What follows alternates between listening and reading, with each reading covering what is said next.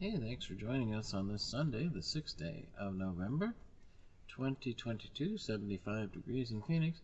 Hey, today we thought we'd take a moment out of Bible Bits after listening to devotions from our friend in Santa Barbara, David Guzik, on the life of Paul. Do you ever remember the guy who ran the wrong way in down the field and scored a touchdown or at safety for the other team? That was Jim Marshall back in 1964. Let's take a look at that play, because sometimes we think we're going the right way. Now for the most unusual play of the day. In fact, the most unusual play of the year. Myra straight back to pass. Looking. Now stops, throws, completes it to Kilmer up at the 30-yard line. Kilmer driving for the first down, loses the football. It's picked up by Jim Marshall, who's running the wrong way. Marshall is running the wrong way. And he's running it into the end zone the wrong way. Thinks he scored a touchdown. He has scored a safety. And you know, sometimes we think that just because our motion is going forward and everything is working out just right, that we think that, oh, well, we just keep going. But we only compound the problem. Now let's listen to David Guzik about kicking against the goads. You see, Saul of Tarsus, he knew a lot about Jesus. How could he not? He was like the poster boy of the Jewish, top leaders. Yet one day, he really got to know Jesus. But until then, he thought of Jesus as a dead criminal who deserved what he got. Harsh, huh? Let's listen to what David has to say. Saul of Tarsus was a rising young rabbi in the Jewish community of the first century. His world radically changed one day as he traveled to Damascus. Not far from the city, Jesus revealed himself to Saul. In Acts chapter 9, verse 5 records three essential truths that Saul learned in one moment. First, Jesus identified himself to Saul when he said, "I am Jesus."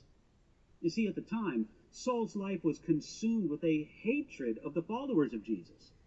He thought Jesus was a dead criminal who deserved to die. But when Jesus spoke to Saul from heaven, he learned the truth. Jesus Christ was alive, risen from the dead, just as the followers of Jesus claimed. Second, Jesus told Saul who he was really attacking. He said, "I am Jesus, whom you are persecuting." Saul thought that he fought against a group of deceived fanatics. He instantly discovered that he was attacking God himself, the voice that spoke to him from heaven. Finally, Jesus told Saul how futile and self-defeating his persecution was. Jesus said this to Saul, "It is hard for you to kick against the goads." This statement from Jesus was first recorded in Acts chapter 22, verse 10, and in Acts chapter 26, verse 14, and it was probably added here in Acts chapter 9 by later copyists. The picture was powerful. A goad was a long, very sharp stick used to get an ox going the way you wanted when you were plowing. One jabbed the hind legs of the ox with the goad until the ox cooperated. Essentially, in this picture, Saul was the ox, Jesus was the farmer, and Saul was stupid and stubborn, yet valuable, and potentially extremely useful to the master's service. Jesus goaded Saul into the right direction, and the goading caused Saul pain. Yet instead of submitting to Jesus, Saul kicked against the goad and only increased his pain. Something was goading Saul's conscience. Despite all his outward confidence, there was something bothering him inside.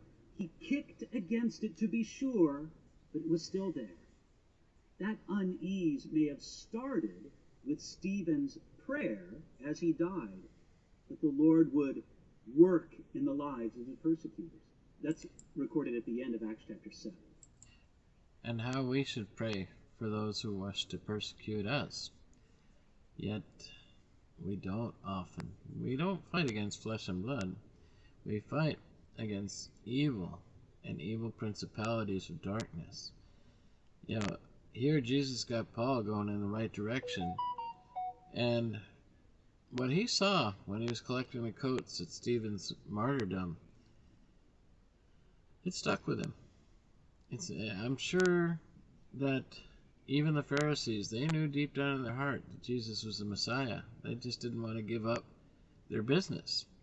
They felt they were the called and the ones to lead Israel, and anybody else was bad for business. And so,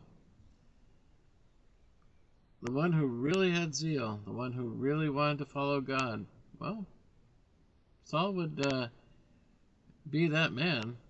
Jesus had to shape him and correct him, yeah, just like he does each and every one of us.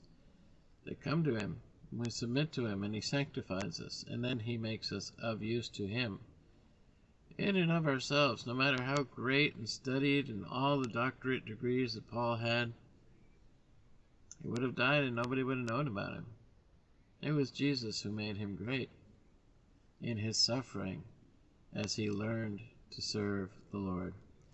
Well, may the Lord bless and keep you for that Bible bit. I hope you learned something from it. If you did, leave a comment. If you have a question, leave a comment. We'll try to answer it best we can. And if you have a prayer request, let us know. We'll pray for you. Thank you for tuning in today, and may the Lord bless and keep you. As always, till next time, should the Lord tarry, we're looking forward to seeing you tomorrow. If not, looking for you on the other end. God bless. Have a great day.